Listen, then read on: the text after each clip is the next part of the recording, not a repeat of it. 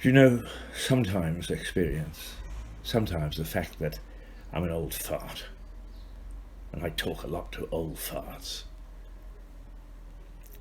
means that I experience something which I hope I will never experience again. Okay, I was young. It was the 50s. I didn't totally understand what was going on. But there was a man called McCarthy in the United States. He was a senator. And what he decided was that communism was such a dreadful threat to the state that he would root it out, root and branch. And he got the American government behind him, and he got the American right wing behind him. And as a consequence, all sorts of books and television programs, although they were more movies really in those days, people in Hollywood who were even slightly considered to be left were hounded out of work, people were imprisoned, people were taken away from office at the slightest suggestion that they had any left-wing tendencies. Now, I tend to be a bit right-wing myself, so it is for me to say what a horrific thing it was that McCarthy was let loose. But it was a dreadful, dreadful period in American governance, and it was a dreadful period in their history, and they prefer to forget it.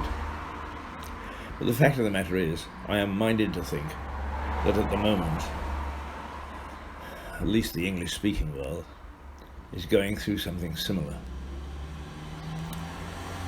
I understand that some of the providers of movies on television have decided that they won't play Gone with the Wind, a classic movie. It's based on slavery. Some television programs have been taken off and cancelled because at the centre was the life of people who are black. Now let me make it quite clear, and I've kicked around, and if anybody really wants to have a go about me at discrimination, is I've lived and worked very happily in Africa. They're wonderful people. Like us, their governance is slightly suspect. Not slightly suspect, very suspect. But so is it in the United States, and so it is in the UK. So don't slash that at them. And actually, the discrimination that you find, black versus white, in black Africa, is very slight. Very slight indeed. Nobody ever once yelled at me, "Hey, whitey," or "honky," whatever. Nobody. I was treated with respect and courtesy. And not only that, black Africa has something which we've forgotten about. They have respect for their elders. They have respect for age. They use it to their benefit, and we've forgotten that. So let me tell you that this witch hunt in which we're pulling down statues, in which we've got our own police kneeling in front of crowds for some ill-conceived idea of the whole world being discriminatory, that we are to some extent book burning, except we're doing it with television programs this time, is to me madness. I am a meritocrat. People sneer at me for being a meritocrat. I say let's have the best. If we've got 650 seats in the House of Commons, I don't care whether they're all black, all homosexual, all women, or whatever, as long as they are the very best that we can find.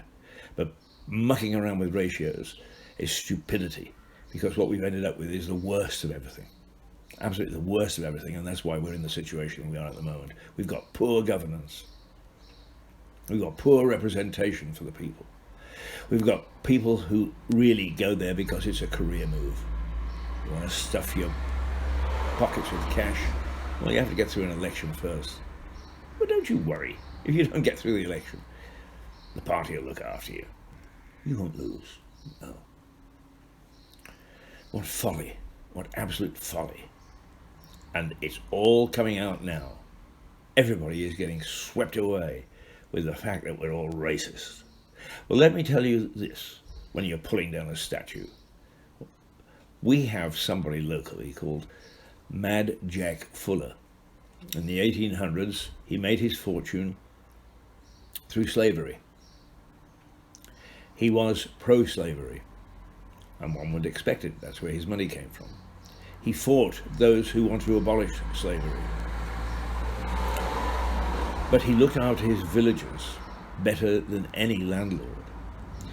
He built towers so that astronomy could go forward. He supported Faraday and his experiments. And if he hadn't, we might not have television today.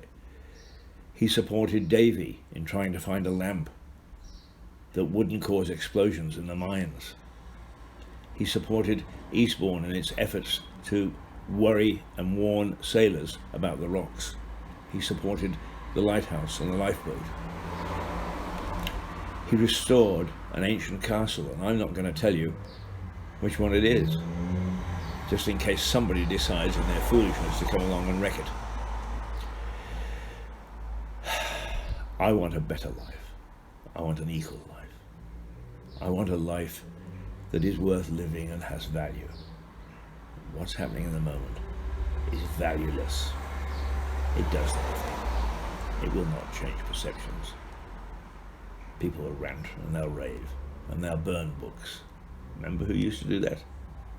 Name began with an H. Look what he did to the world. They'll take television programs off. Oh dearie, dearie me.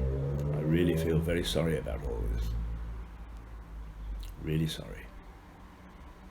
And I know that I'll have a howl of protest for what I'm saying. But let's start thinking about it. And if you want to know about discrimination, it has nothing to do with colour most of the time. I lived in Canada and I was discriminated against because I was English. The only way you could tell was through my voice. But I was discriminated against. I found it very difficult to get a job, but it made me tougher and better. And even if I'm not making a contribution at 80 to my society, I haven't done badly along the way. Get a grip. Let's start looking at these things sensibly and not get swept away with a new wave of McCarthyism. Oh, I know, howls of protest. But then, people are protesting about so much today, they'll get lost. See you tomorrow. To the pip.